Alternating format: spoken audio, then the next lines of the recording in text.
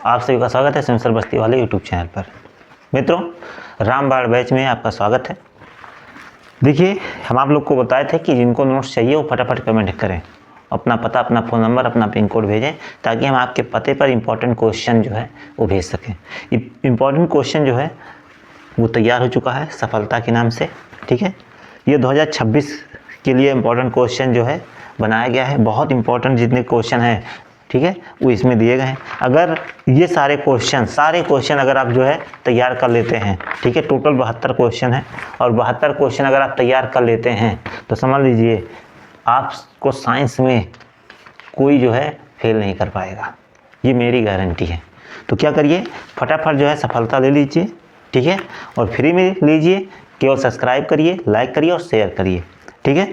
और जितने important question है हम आपको ये सफलता दे देंगे, ठीक है। और इससे आप अब क्या करिए, सारे क्वेश्चन को तैयार कर लीजिएगा। और सारे क्वेश्चन जितने क्वेश्चन हैं, ठीक है, सब इंपॉर्टेंट हैं, सब बोर्ड एग्जाम में पूछे जाने वाले क्वेश्चन हैं। चाहे आप बिहार से हों, चाहे आप उत्तर प्रदेश से हों, कहीं से भी हों, ठीक है, ये इम्पॉर्टेंट है, ठीक है। तो इसी से ही हम तैयारी कराने वाले हैं, ठीक है। आप लोग को जो है कई क्वेश्चन बता दिया गया। अगर आप वीडियो नहीं देखें तो जाकर वीडियो पहले देख लीजिए, ठीक है। पहला भाग, दूसरा भाग देख लीजिए, ये तीसरा भाग है। और तीसरे भाग में हम बात करने वाले हैं क्वेश्चन नंबर 6 का, जो सफलता से है, ठीक है। अभी तक सफलता जो है वो तैयार नहीं हुआ था, तो जिसकी वजह से इंपॉर्टेंट क्वेश्चन ऐसे बता रहे थे, ठीक है। लेकिन अब क्वेश्चन नंबर 6 देखते हैं सफलता में। इसमें क्या कह रहा है कि शुद्ध जल का पीएच मान होता है, यानी शुद्ध जल का पीएच मान कितना होता है, ठीक है। ये तो बहुत इंपॉर्टेंट क्वेश्चन है भैया, बहुत इंपॉर्टेंट है। और इतना इंपॉर्टेंट है ना कि आप इसको दिमाग में बैठा लीजिए। तो शुद्ध जल का पीएच मान होता है भैया, कितना होता है आप लोग बताइए, कमेंट में बताइए, फटाफट बताइए भाई। तो शुद्ध जल का पीएच मान होता है 7, ठीक है। 7 क्या होता है कि उदासीन होता है। अब देखिए, अगर आप पीएच स्केल की बात करेंगे, ठीक है, तो 0 से लेकर 1 2 3 4 5 6 7 8 9 10 11 12 13 14 इतना अंक होता है पीएच स्केल में, ठीक है। तो पीएच स्केल के अनुसार जो 7 होता है, ये होता है क्या, उदासीन। क्या होता है भैया, उदासीन। और 7 से पहले क्या होता है, अम्लीय होता है।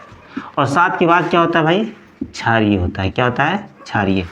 तो शुद्ध जल का पीएच मान कितना होता है भैया, 7 होता है। मतलब पानी जो होता है वो क्या होता है, उदासीन होता है। क्या होता है भैया, उदासीन। पानी और नमक जो है वो उदासीन होता है, ठीक है। अगर 7 से कम रहेगा तो अम्लीय, 7 से अधिक रहेगा क्षारीय, 7 रहेगा तो क्या हो जाएगा, उदासीन हो जाएगा, ठीक है।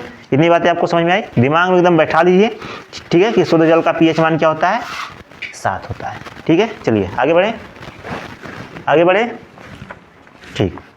अगला क्वेश्चन क्या कह रहा है कि उदासीनीकरण अभिक्रिया किसे कहते हैं। उदासीनीकरण अभिक्रिया किसे कहते हैं, इस क्वेश्चन नंबर 7 है। क्वेश्चन नंबर कौन सा भैया, 7 है कि उदासीनीकरण अभिक्रिया किसे कहते हैं, ठीक है।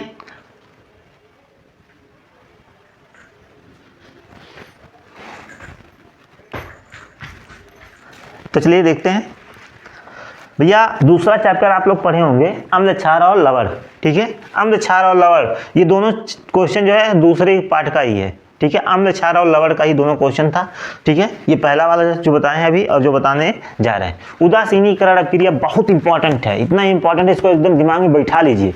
और ये बहुत बार पूछा गया है, चाहे आप बिहार बोर्ड से हैं चाहे यूपी बोर्ड से हैं, ठीक है। दोनों के लिए क्या होता है भैया, इंपॉर्टेंट होता है, ठीक है। चलिए देखते हैं क्या होता है। ध्यान दीजिए, जब भी अम्ल का और क्षार का आपस में क्या करा दिया जाता है, मेल मिलाप करा दिया जाता है, यानी क्रिया करा दिया जाता है। तो क्रिया कराने के बाद, ठीक है, जितने भी यौगिक बनते हैं वो क्या होते हैं भैया, उदासीन होते हैं, चाहे लवण है और चाहे जल है, ठीक है। अब ध्यान से समझिए उदासीनीकरण अभिक्रिया क्या होता है।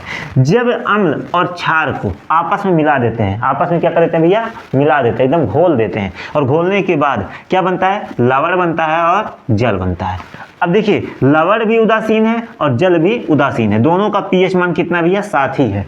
और जब दोनों ही उदासीन हैं तो इसी के कारण इस अभिक्रिया को उदासीनीकरण अभिक्रिया कहते हैं, ठीक है। आपको समझ में आ गया होगा उदासीनीकरण अभिक्रिया क्या होता है, ठीक है। जब अम्ल और क्षार आपस में क्रिया करते हैं तो दोनों एक दूसरे के प्रभाव को नष्ट कर देते हैं, ठीक है, जिससे उदासीन यौगिक का निर्माण होता है और इसी के कारण इस अभिक्रिया को उदासीनीकरण अभिक्रिया कहते हैं।